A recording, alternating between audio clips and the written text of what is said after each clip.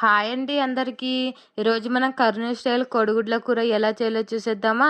ముందుగా మీకు ఎన్ని కావాలో గుడ్లు అన్ని తీసుకోండి. నేను ఇక్కడ 7 గుడ్లు తీసుకున్నాను.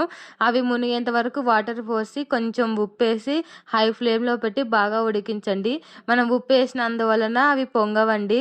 సో అవి బాగా ఉడికి నెర్రగొట్టినాక నీళ్ళన్నీ వంపేసి అందులో నార్మల్ వాటర్ వేసి అవి కొంచెం చల్లగా అయినాక పొట్టు ఒలుచుకొని మీడియం సైజ్ ముక్కలుగా కట్ చేసుకొని పక్కన పెట్టుకుందాం.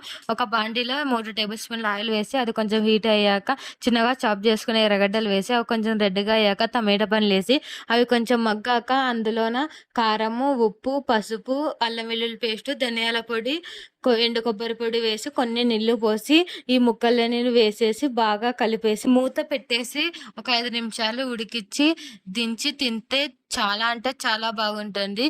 ఇది రోటీ లేకైనా రొట్టె లేకైనా సూపర్ కాంబినేషన్ అండి. Thanks for watching this video.